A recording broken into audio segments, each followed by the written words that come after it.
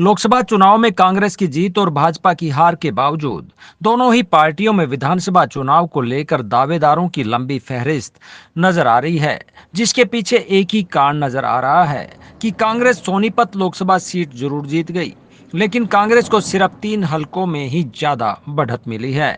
बाकी 6 हलकों में भाजपा ने काफी अच्छी वोट प्राप्त की हैं। इसी को देखते हुए दोनों ही पार्टियों में विधानसभा चुनाव को लेकर टिकट की दौड़ में ज्यादा दावेदार देखे जा रहे हैं। ऐसे में जगत महान न्यूज इन दावेदारों से बात कर यह जानने का प्रयास कर रहा है कि वे किस दम पर अपनी दावेदारी ठोक रहे हैं। इसी कड़ी में आज जगत महान न्यूज ने भाजपा प्रदेश कार्यकारिणी सदस्य एवं विश्वकर्मा योजना के गोहाना संयोजक प्रवीण कश्यप से गोहाना हलके और पार्टी की नीतियों पर बात की। इस दौरान प्रवीण कश्यप ने रोजगार के सवाल पर कहा कि क्षेत्र में लग रही इंडस्ट्री और सरकार की नीतियां युवाओं को रोजगार देने वाला बनाएंगी। नमस्कार साथियों, आप देख रहे हैं जगत महान न्यूज और मैं हूं आपके साथ तेजवीर सिंह। साथियों, जगत महान न्यूज की टीम आपको लगातार पहले लोकसभा चुनाव के दौरान जनप्रतिनिधियों से और भावी जनप्रतिनिधियों से रूबरू करवाती आई है, और अब जैसे कि अक्टूबर में विधानसभा का स्तर खत्म हो रहा है हरियाणा में, तो यहाँ से भी जो दावेदार हैं उन दावेदारों को भी आपसे रूबरू करवाने में लगी है। आज भी हमारे साथ मौजूद हैं गोहाना विधानसभा से प्रमुख दावेदारों में से एक प्रवीण कश्यप जी। आइए इनसे जानते हैं कि इनका गोहाना विधानसभा को लेकर क्या विजन है और किस बिना पे ये चुनाव में उतरना चाहते हैं। प्रवीण जी, सबसे पहले आपका स्वागत है। स्वागत, धन्यवाद बहुत बहुत आपका और आपके दर्शकों को बहुत बहुत धन्यवाद। नमस्कार, प्रणाम। प्रवीण जी, जैसा हमें पता चला कि पूरे शहर में आपके नाम के पोस्टर प्रधानमंत्री को शुभकामनाएं देते हुए गोहाना हल्के से लगे हुए हैं, तो हमें लगा कि प्रवीण जी लगातार राजनीति में सक्रिय रहते हैं, तो कहीं गोहाना हल्के से चुनाव में उतरने की उनकी सोच तो नहीं है, तो उनसे मिलकर ही क्यों ना जान लें। तो इसी सिलसिले में आज हम आपसे मिले, तो आपका विजन क्या है गोहाना हल्के को लेकर। ये जो मेरे पोस्टर लगे हुए हैं इनमें टिकट मांगने जैसा कुछ नहीं है। ये सिर्फ पार्टी के प्रचार प्रसार के लिए और तीसरी बार एनडीए की जो सरकार बनी है उसके लिए लोगों का आभार व्यक्त करने के लिए हमने इनको लगवाया है, ताकि लोगों को उनका ये हो कि उन्होंने जो वोट एनडीए को दिया है तो हम उनका आभार व्यक्त करने के लिए लगवाए हैं। और इसी कड़ी में हमने सरकार ने कहा है कि भाई पूरा प्रचार प्रसार आप सब लोग जनता तक जाओ, लोगों तक जाओ, उनको स्कीम समझाओ, लोगों की सरकार की जनहितैषी स्कीमें उनको समझाओ। ये हम इस काम में लगे हुए हैं। जी, पंचकुला या चंडीगढ़ जैसी आपकी मीटिंग हुई, अभी अमित शाह जी आए और आपको मंत्र देके गए हैं, और यहाँ मुख्यमंत्री आए थे गोहाना को जिला बनाने की, पश्चिमी बाईपास की भी घोषणा वो करके गए हैं कि मेरे हम इसको बनाने का प्रयास करेंगे। तो आप किस प्रकार से देखते हैं इन सभी चीजों को, क्या इस क्षेत्र में कमल खिल पाएगा। कमल अवश्य खिला गोहाना विधानसभा में अब की बार। और जिला बनाने की बात जहां तक है उसमें मुख्यमंत्री जी ने खुद कहा है कि मैं जैसे ही नॉर्म्स पूरे होंगे गोहाना को जिला बनाने का काम करेंगे। और इसके बाद में पश्चिमी बाईपास है, वो पिछले लंबे समय से डिमांड चल रही है लोगों की, और वो हमने पहले घोषणा भी करी है, मनोहर लाल जी ने भी घोषणा की थी, लेकिन कुछ दिक्कतें आ गई जमीन को लेकर के। कुछ लोग कहने लगे भी हमें ज्यादा रेट चाहिए या जो जैसा भी सिस्टम रहा, तो बीच में हो नहीं पाया। लेकिन बहुत जरूरी चीज है, हम इसके लिए प्रयास करेंगे। और जैसे ही माननीय मुख्यमंत्री जी से मुलाकात होती रहती है, कल भी माननीय मुख्यमंत्री जी से मेरी मुलाकात हुई थी, हम उनका आभार व्यक्त करने के लिए गए थे। तब भी मैंने कहा कि सर शहर के अंदर बहुत बड़ी एक जाम की समस्या है गोहाना में। अभी एक साइड का तो जब हाईवे बना उसमें Sonipat road, Panipat road, Kharkhoda road और रोहतक रोड को जोड़ दिया था। अब ये चाहते हैं हम शहरवासी, जैसा कि आपको भी पता है मुख्यमंत्री जी को, कि एक और इसको बाईपास दिया जाए, पश्चिमी बाईपास जो रोहतक रोड से होता है, ma'am road, Baroda road, Jind road और पानीपत को जोड़े, ताकि जहर शहर की समस्या जो जाम की वो खत्म हो जाए। इसके लिए मैंने कल भी आग्रह किया है, और मुख्यमंत्री जी ने हमारी बहुत बड़ी मांगे थी, पिछले लंबे समय से चली आ रही थी। कभी भूपेंद्र हुड्डा कहता था कि मैं इस मांग को पूरी करूंगा। ऐसा मौका किसी को ना तो देते और ना कम ऐसा काम करते कि जिससे लोगों को दिक्कत हो। करीमी लेयर की जो हमारी मांग थी लंबे समय से, पिछड़ा वर्ग की, 8 लाख रुपए किया जाए, मुख्यमंत्री जी ने गुड़गांव रैली में हफ्ता पहले उसको मान करके हमारे क्रीमी लेयर को 8 लाख कर दिया है, और जल्द ही नोटिफिकेशन हो जाएगा।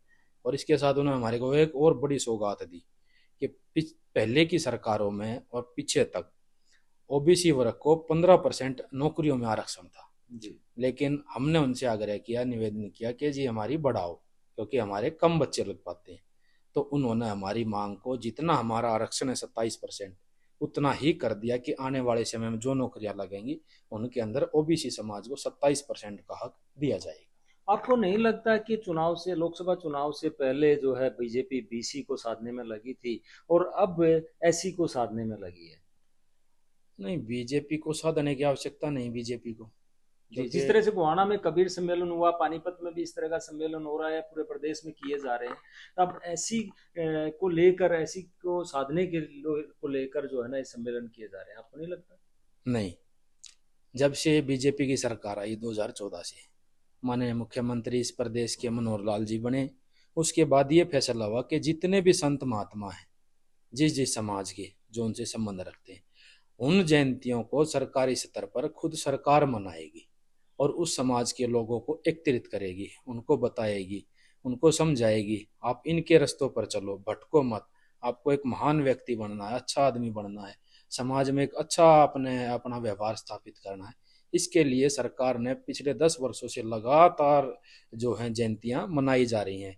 कुरुक्षेत्र के अंदर कश्यप जयंती मनाई गई, बंजारा जयंती मनाई गई, करनाल में मनाई गई, इसी तरह पानीपत में रविदास जयंती मनाई गई, गोहाना में ये इससे पहले वाल्मीकि जयंती मनाई गई थी और अब कबीर जयंती मनाई। पूरे प्रदेश में इस प्रकार से मनाई जा रही है। हर एक आदमी का ये विजन है सरकार का, हर एक आदमी के प्रति के सरकार की जो स्कीम है, उस समाज के प्रति जो स्कीम है, जो चाहते हैं कि भाई सरकार के साथ जुड़े। और कबीर जयंती का अवसर मकसद ये नहीं है कि भाई साधने का काम है, नहीं, बैकवर्ड समाज, एससी समाज बिल्कुल पार्टी साथ, और 36 बिरादरी बीजेपी को वोट किया है, इसीलिए सरकार आई है। जाति पाति की बात करते और इनको ऐसा करते तो सरकार नहीं आती। जी, लेकिन 5 सीटें जो है गंवानी पड़ी बीजेपी को और सोनीपत सीट भी गंवाई है। तो आप फिर भी कैसे उत्साहित हैं कि यहाँ से चुनाव लड़ने के बाद जो है कमल खिल पाएगा? कैसे, मतलब किन योजनाओं को लेकर आप उत्साहित हैं जो बीजेपी ने आम जन के लिए चुनाव के बाद की है? गोहाना विधानसभा ऐसी सीट है जो सिर्फ आज तक के रिकॉर्ड में जब भी बीजेपी के टिकट पर कोई बैकवर्ड चुनाव लड़ा है, जी पीछे समय में उठा लो, किशन सिंह सांगवान का लड़का चुनाव लड़ा था, प्रदीप सांगवान, उसको 4800 वोटें मिली थी लगभग। नत्था सैनी को लड़ाया तो 7200 मिली। फिर उसके बाद रामचंद्र जांगड़ा ने चुनाव लड़ा, लगभग 29,000 वोट उन्होंने लिए। फिर तीर्थ राणा ने चुनाव लड़ा, उनको 26,000 आए। और अब आगे भी ये है कि अगर शहर में और गांव में जिसका अच्छा सिस्टम है, अच्छा वजूद है, पिछड़ा वर्ग का व्यक्ति, मजबूत आदमी ही टिकट की सीट को निकाल सकता है। और मैं ये चाहता हूँ कि जिसको भी मिले, मैं तो कोई ऐसा नहीं है कोई मैं टिकट मांग रहा हूँ, या मेरा तो काम है पार्टी का प्रचार करना। जी ठीक है, मैं कोई कैंडिडेट ये नहीं हूँ कि भाई मेरे को टिकट दो, ये है, और पार्टी की तरह यहाँ नहीं होता। यहाँ बहुत सी आंखें होती हैं संगठन की देखने के लिए कि भाई कौन क्या कर रहा है, जो उचित लगता है पार्टी को उसको टिकट दी जाती है। और मैं कोई कैंडिडेट नहीं हूँ पोस्टर लगवाने से, सिर्फ पार्टी का प्रचार के लिए लगवाई है। और मैंने जो आपको बताया 27% आरक्षण और 8 लाख का क्रीमी लेयर, और कल ही सरकार ने कच्चे कर्मचारियों को इतनी बड़ी सौगात दी है जो कौशल रोजगार के माध्यम से लगे हैं, 8% उनकी सैलरी बढ़ा दी है। निरंतर सैनी सरकार, माननीय मुख्यमंत्री हैं नायब जी, गरीब के उत्थान के लिए प्रयास कर रहे हैं। वो ये चाहते हैं गरीब आदमी का कैसे भला हो, जैसे भी वो करने के लिए तैयार बैठे। उन्होंने एक बात कही है कि भाई मोदी जी ने भी कहा था और मैं भी कह रहा हूँ कि आपकी चिंता एक दूसरे को करने की जरूरत नहीं, आपकी चिंता हम करेंगे ऊपर बैठे। जी जी, लेकिन जिस प्रकार से जो है आप कह रहे हैं और आप युवा भी हैं, तो क्या अब की बार युवाओं को मौका मिलना चाहिए? आप क्या युवा होने के नाते आप हक मांग रहे हैं? निश्चित तौर पर युवाओं को मौका मिलना चाहिए, मिलना क्योंकि चाहिए। पहले हम जो देखते थे ना, एक गांव में जो जैसे ठोड़े होते थे या जो कुनबे होते थे बड़े बड़े, एक बंदा कह देता था, एक व्यक्ति, ठीक है भाई वोट आपको मिलेंगे, उसी को वोट पड़ती थी। लेकिन अब ये स्थिति उल्टी हो गई, युवा जहाँ बोलते हैं वोट वहाँ पड़ते हैं, और युवाओं को निश्चित तौर पर मौका मिलना चाहिए। और सब युवा मतलब आने वाले समय में, पिछली बार हमने आग्रह किया था सेंटर की सरकार से कि हमारी तरफ कोई फैक्ट्री एरिया नहीं है, इंडस्ट्री नहीं है, तो सरकार ने कहा था कि आने वाले समय में आपकी तरफ हम इंडस्ट्री एरिया घोषित करेंगे और वहाँ पर अनेकों फैक्ट्री लगाएंगी ताकि लोगों को रोजगार मिले। इससे पहले सिर्फ सोनीपत से दिल्ली के बीच में जो एरिया था उधर था। अब आप देख रहे होंगे धीरे धीरे हमने फ्री जोन कर दिया हमारी सरकार ने, और काफ़ी लोग वहाँ रोजगार कर रहे हैं। अभी अडानी की भी चली हुई है, रामगढ़ के अंदर भी फ्री जोन एरिया, वहाँ भी फैक्ट्रियाँ लगने लग रही हैं, हमारे लोकल गोहाना के लोगों की हैं जहाँ पे लोग काम कर रहे हैं। और इधर भी अपना लाट से आगे जो सोनीपत के बीच में खूब फैक्ट्रियाँ लग रही हैं, ताकि सरकार का एक ही मकसद है लोगों को रोजगार मिले। और दूसरा है सरकार का कि स्किल इंडिया जो सरकार ने चलाई है, उस स्किल इंडिया में ये है कि बंदा, हर एक आदमी ये ना सोचे कि मुझे नौकरी करनी है, उनमें से ये कुछ लोग ये भी सोचे कि हमें लोगों को रोजगार देना है। मेरा एक दोस्त है, उसने अपना बिजनेस किया फास्ट फूड का, पिज्जा गैलेरिया के नाम से। आज उसके पास पूरे हिंदुस्तान में आउटलेट खुलने जा रहे हैं उसके, अलग अलग शहरों में। तो लगभग मेरे ख्याल से 700-800 बच्चे अब भी काम कर रहे हैं उसके साथ। तो और आपका मकसद ये है कि मतलब युवा नौकरी देने वाले बने, ना कि नौकरी देने। बिल्कुल बिल्कुल। और पिछली बार अभी सरकार की स्कीम थी गरीब लोगों के लिए, प्रधानमंत्री विश्वकर्मा योजना, उसमें मैंने गोहाना विधानसभा से लगभग 3,000 लोगों के फार्म फिलअप करवाए थे, क्योंकि मैं गोहाना विधानसभा का संयोजक रहा हूँ, उसका आज भी हूँ। तो उसमें ये है कि जो हाथ के कारीगर लोग हैं, गरीब आदमी हैं, उसमें कोई पढ़ाई की पाबंदी नहीं है, कुछ नहीं है। आप फार्म भरो, आपको सरकार बेनिफिट देगी, और उसमें 3 लाख रुपए तक का लोन देती है सरकार मिनिमम ब्याज पर। तो उससे ये है कि ज़्यादा से ज़्यादा लोगों का भला हो। तो अभी कुछ की ट्रेनिंग चली हुई है और कुछ की अभी प्रोसेस में है, अभी आगे चल पड़ेगी और उनको बेनिफिट सरकार के मिल जाएगी। गोहाना संगीनों के साये में जी रहा है आजकल। चारों तरफ सिक्योरिटी गार्ड्स की मतलब ड्यूटियां लगाई गई हैं। आप किस तरह से देख रहे हैं कि सरकार एक्शन में है या फिर परेशानी में है? नहीं, सरकार परेशानी में नहीं होती। सरकार ने कहा है कि आपको चिंता करने की जरूरत नहीं, कि हम बैठे हैं। तो उस चीज़ पे कार्य चला हुआ है, और आपको जो भी अगर कोई किसी प्रकार के शरारती तत्वों ने कुछ किया है तो निश्चित तौर पर कार्रवाई होगी। और किसी भी चीज़ को रोकने के लिए उसके प्रॉपर सिस्टम में लगाना पड़ता है सिस्टम को। जिला बनाने की बात की है, पश्चिमी बाईपास बनाने की बात की है, ये भाजपा के लिए गले की फांस बनेगी या गले का हार बनेगा? हार बनेगा निश्चित तौर पर। मतलब बनेगा, पूरा बिल्कुल। भरोसा दिला रहे हैं कि आपको विश्वास है? नहीं, जैसे अब तक अब बहुत सारे वादे किए गए बनाने की, लेकिन हुआ नहीं। क्या है, देखो मैं कोई मुख्यमंत्री या एमएलए तो नहीं हूँ, लेकिन मैं अपनी बात मुख्यमंत्री जी के सामने कल भी रखी थी और फिर रखेंगे। और पश्चिमी बाईपास तो हमारी बहुत बड़ी ज़रूरत है। ये तो चलो जैसे तैसे नहीं बन पाया, लेकिन हमारी कोशिश है कि 24 में इसको बनवाया जाए। चलिए, कुछ समय बचा है, गोहाना हाँ। विधानसभा चुनाव में जल्द बिगुल बच जाएगा।